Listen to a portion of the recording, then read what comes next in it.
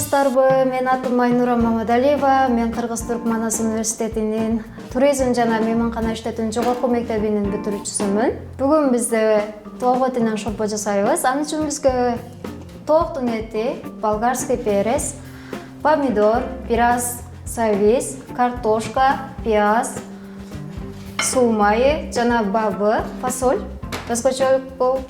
Анан өзүңүздөр билген эле вермишель колдонобуз. Анан бүгүн бизде өзгөчөлөн тамактарыбыз нохут менен салат жасайбыз. Бизге помидор, болгарский перец, чеснок, өзүңүздөр көргөндөй специялар, бираздан жашылчалар керек, сметана. Анда эмесе шорпону жасап баштайлы. Биринчи курицаны сууга салып кайнатып алабыз. Эми буну 3500 градуска отко коюп коебуз. Жарым саатка. Азыр эми азыктарды туурап баштайлы. Сависти өзүңүздөр каалагандай туурасаңыздар болот. Мен бүгүн шорпого кубикамды туурайм.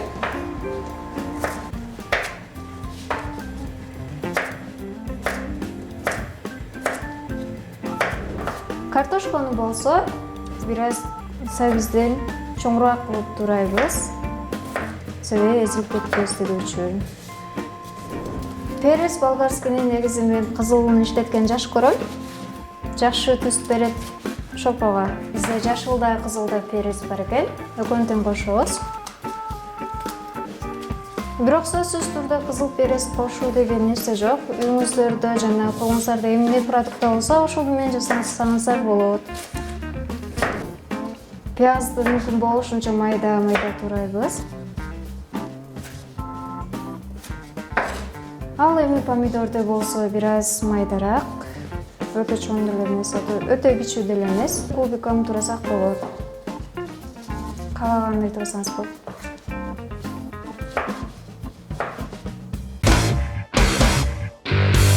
Тооктун эти кайнайын деп баштаганда анын үстүнө чыгып калган көбүктөрдү алып салабыз. Антпесе шорпобуз тунук болбой калат. Пиязды салып кууруп алабыз биринчи.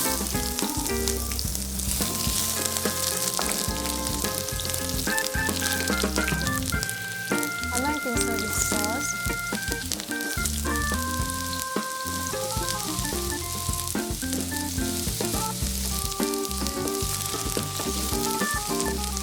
Савистин артынан болгарскийни салабыз.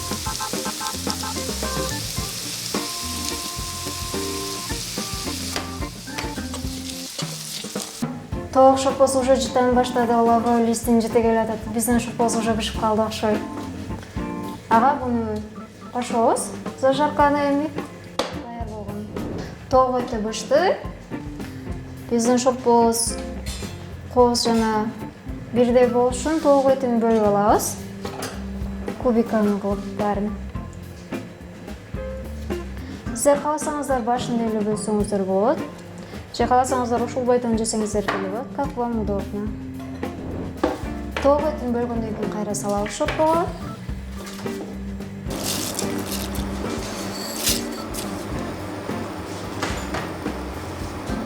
Вермишельдин артынан эле фасолду салсак болот.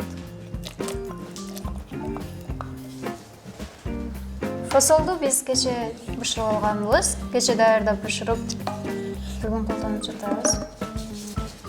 Азыр эми жакшылап вермишель бир кайнасын.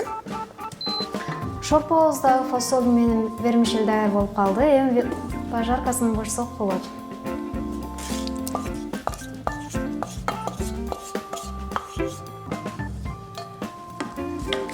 Бир аралаштырып туруп, крышкасын жаап, 15 минут кайнатабыз. Татымалдарды салып, тузду, бираз красный перец, черный перец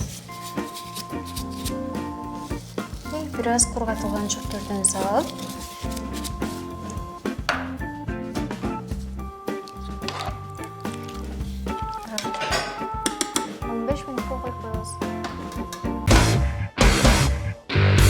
шорпобуз пешкача салат даярдайбыз. Белокторго бай болгон.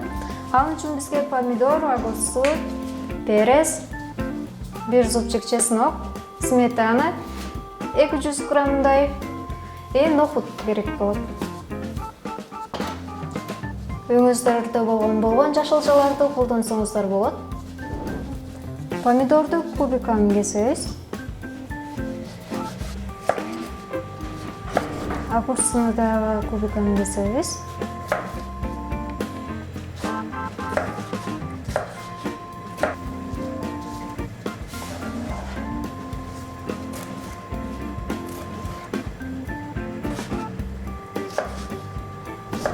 Чеснокты болсо майдалап алабыз.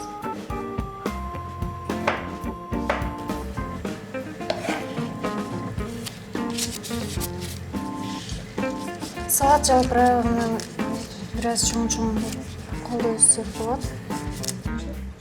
Эми салат. Нокотту бир күн алдын жыйытып койсоңуз сууга батыраак пишет, андан кийин бираз сууга салып бышырсаңыз 1 сааттын ичинде пишет. Даяр болгон нокотту салатка кошобуз.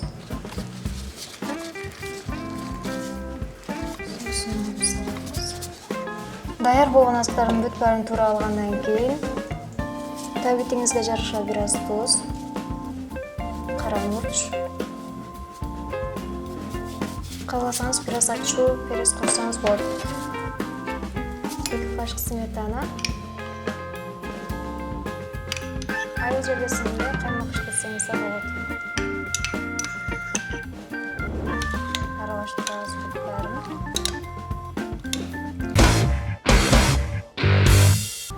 Биздин шоппубуз бышты. Салатыбыз да даяр.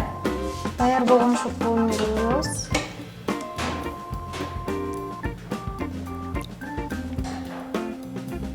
Укроп менен косо койсоңуз болот. Аты салабыз.